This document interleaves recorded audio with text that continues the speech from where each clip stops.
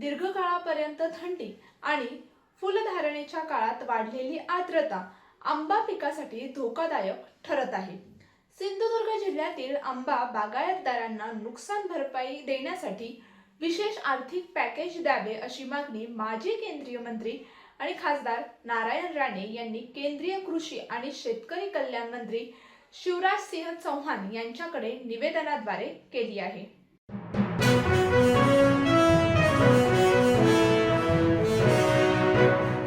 जागतिक महिला दिनाचे औचित्य साधत विधिमंडळ अधिवेशनात राज्याच्या नवनिर्वाचित उपमुख्यमंत्री सुनेत्रा पवार राज्यातील महिला कर्मचाऱ्यांसाठी त्यांनी मोठी घोषणा केली आहे। लवकर या लवकर जा म्हणत महिलांना कामाच्या ठिकाणी लवकर आल्यास लवकर जाण्याची मुभा देण्यात येणार आहे। आम्ही घोषणा करत आहोत की मुंबई महानगर क्षेत्रातील शासकीय कर्मचारी महिलांसाठी कम अर्ली गो अर्ली प्रणाली लागू करण्यात येत आहे। शासकीय नोकरीत असलेल्या महिला सकाळी 9:15 9:30 वाजता कार्यालयात आल्या तर घरी जाताना त्यांना अर्धा तास लवकर सोडण्यात येईल अशी घोषणा उपमुख्यमंत्री सुनेत्रा पवार यांनी विधान परिषदेत केली आहे।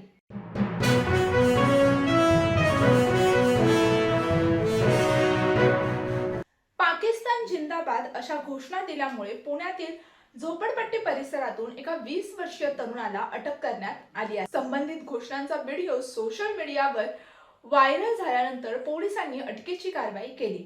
या घटनेनंतर परिसरातील मुस्लिम कुटुंबांनी सोमवारचा इफ्तार रद्द केला। या परिसरातील काही हिंदू कुटुंबांनीही आरोपी तरुणाच्या कुटुंबाला आधार दिला आहे। सदर तरुणाने मस्करीत टिप्पणी केली होती अशी भूमिका काही जणांनी व्यक्त केली आहे।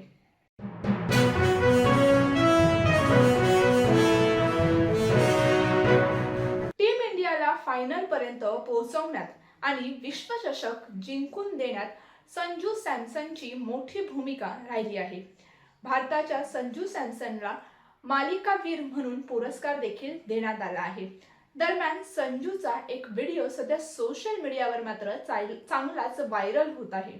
टीम इंडियाने विश्वचषक जिंकल्यानंतर सर्व खेळाडू जोरदार सेलिब्रेशन करत होते। मात्र त्याच वेळी सामनावीरची ट्रॉफी घेऊन संजू एका कोपऱ्यात बसून सर्व काही पाहत होता। हा व्हिडिओ सध्या सोशल मीडियावर चांगलाच व्हायरल होत आहे आणि नेटकऱ्यांनी देखील अनेक प्रतिक्रिया यावर दिलेल्या आहेत।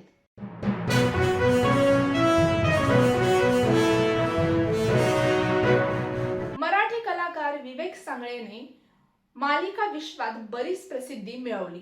स्टार प्रवाहावरील लग्नानंतर होईलच प्रेम या मालिकेतून तो सर्वांच्याच घराघरात पोहोचला आहे। विवेकचे सोशल मीडियावर देखील तेवढेच मोठ्या प्रमाणात ऍक्टिव्ह असतो आणि त्याचा चाहता वर्ग देखील मोठ्या प्रमाणात आहे। दरम्यान तो एका अडचणीत सापडला आहे। त्याचं व्हेरीफाईड इंस्टाग्राम अकाउंट अचानक बंद झाले आहे। अकाउंट बंद झाल्यानंतर त्याने प्लॅटफॉर्मवर ते सांगितले आणि अपील प्रक्रिया देखील पूर्ण केली, तरी देखील अद्याप त्याचे अकाउंट हे सुरू झालेले नाही आणि त्यानंतर त्याने नवीन अकाउंट सुरू करून चाहत्यांना याबद्दलची माहिती दिली आहे।